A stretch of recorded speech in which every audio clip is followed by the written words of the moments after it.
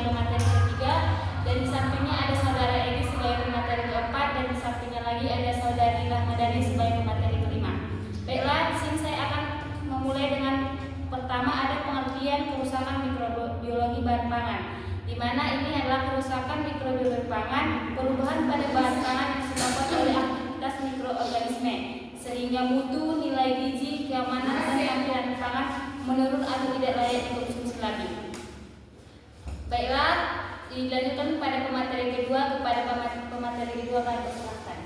Di sini saya akan menjelaskan jenis mikroorganisme yang menyebabkan kerusakan. Bakteri ada beberapa kerusakan terutama pada bahan pangan seperti daging dan sayuran. Jamur atau kelapa umumnya tumbuh pada permukaan makanan yang kering, asam, atau tinggi gula atau garam. Ragi atau kamir yaitu menyebabkan fermentasi yang tidak diinginkan pada makanan yang bergaram, gula ataupun asam. Faktor penyebabnya pertumbuhan mikroorganisme. Nutrisi yaitu membutuhkan sumber karbon, hidrogen, dan mineral. Air diperlukan untuk reaksi kimia sel. Suhu setiap jenis punya suhu optimal atau psiklorofil atau termofil. pH yaitu sebagai dasar tumbuh baik pada pH netral 6,5 sampai 7,5. Oksigen, aerob butuh oksigen. Anaerob justru terhambat olehnya. Teknik osmotik yaitu konsentrasi garam atau gula tinggi dalam menghambat pertumbuhan. Baik, lanjutkan pada materi ketiga. Kemudian ada pencegahan dengan suhu rendah. Pencegahan mikroorganisme dengan suhu rendah dilakukan melalui pendinginan dan pembekuan untuk menghambat metabolisme pertumbuhan dan aktivitas enzim mikroba pembusuk tanpa membunuh secara langsung.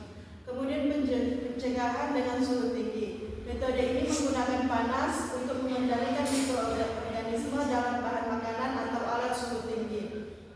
Bekerja dengan cara merusak protein dan enzim mikroba, mengganggu membran sel, menghentikan metabolisme mikroorganisme.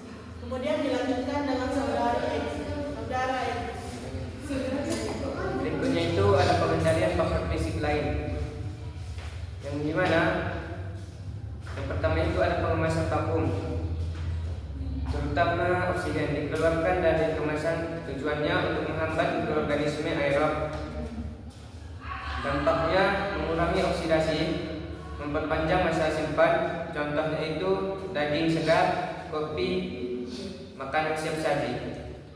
Yang kedua ada modifik atmosfer packaging, yang dimana komposisi gas dan kemasan diubah, misalnya itu CO2 tinggi, O2 rendah, dan N2. Tujuannya menghambat pertumbuhan mikroorganisme dan memperlambat pembusukan. Pengaturan kelembapan dan aktivitas air. Jumlah air bebas yang bisa digunakan mikroorganisme, menurunkan ketersediaan air agar mikroba tidak bisa tumbuh. Caranya itu pengeringan dan penambahan garam atau gula.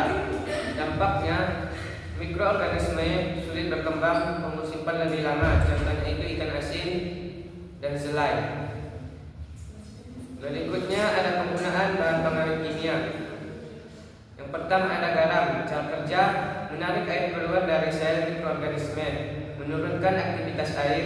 Dampaknya itu mikroba mengalami dehidrasi atau pertumbuhannya terhambat, contohnya ikan asin, telur asin, dan daging awetan. Yang kedua itu ada gula. Cara kerjanya mengikat air sehingga tidak tersedia bagi mikroorganisme, menurunkan air. Dampaknya itu mikroorganisme tidak dapat tumbuh optimal, contoh selai, manisan buah, dan sirup.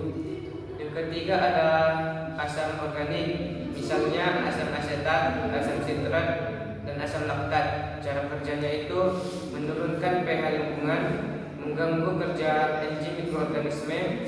Dampaknya mikroba tidak dapat hidup pada kondisi asam, contohnya itu cuka, acar, dan yogurt. Yang keempat ada benzoat dan sulfat. Cara kerjanya itu menghambat aktivitas enzim dan metabolisme mikroorganisme, efektif pada kondisi asam. Dampak mencegah pertumbuhan jamur dan bakteri, contohnya itu minuman kemasan, saus, dan makanan olahan. Mekanisme kerja pengawetan kimia. Yang pertama, menghambat pertumbuhan mikroba. Yang kedua ada merusak membran sel mikroba. Yang ketiga, menurunkan aktivitas enzim. Berikutnya akan dilanjutkan oleh Saudari Rahmadani. Selanjutnya kita akan membahas tentang kelebihan risiko dan pengawatan kimia. Yang pertama, keuntungan penggunaan yaitu memperpanjang masa simpan, mencegah pertumbuhan bakteri atau dapat memudahkan distribusi makanan. Yang kedua, batas aman penggunaan yang dimana sesuai dosis atau ADI yang dimana mengikuti batas BPOM yang digunakan pada produk tertentu saja, tidak memakai bahan terlarang konsumsi secukupnya. Yang ketiga, dampak jika berlebihan yang dimana gangguan pencernaan mual, diare, reaksi alergi, kerusakan organ atau hati, ginjal, sakit kepala, serta resiko penyakit jangka panjang.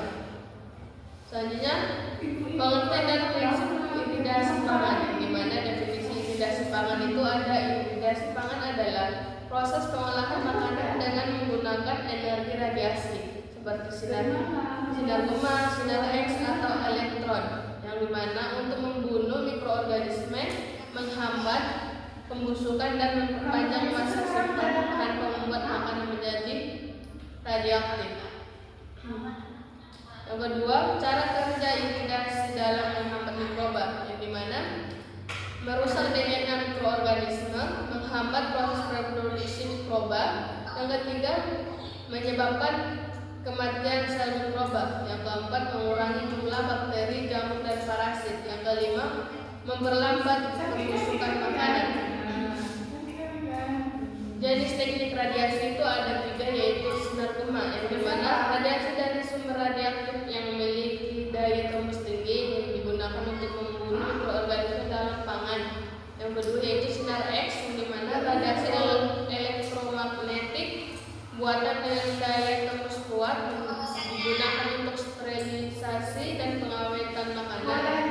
Yang ketiga, berkas elektron atau elektron beam, yang dimana aliran elektron berenergi tinggi dengan daya tembus lebih rendah digunakan untuk menghambat mikroba pada permukaan atau bagian luar makanan. Kelebihan dan kekurangan teknik radiasi itu ada kelebihannya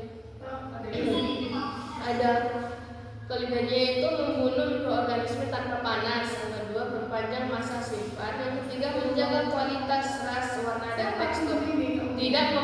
Tidak membuat makanan menjadi radioaktif. Kekurangannya itu ada biaya alih mahal. Yang kedua, dapat mengurangi sebagai nutrisi. Yang ketiga, tidak semua makanan cocok. Yang keempat, kurang diterima sebagai masyarakat. Saya kembalikan ke moderator.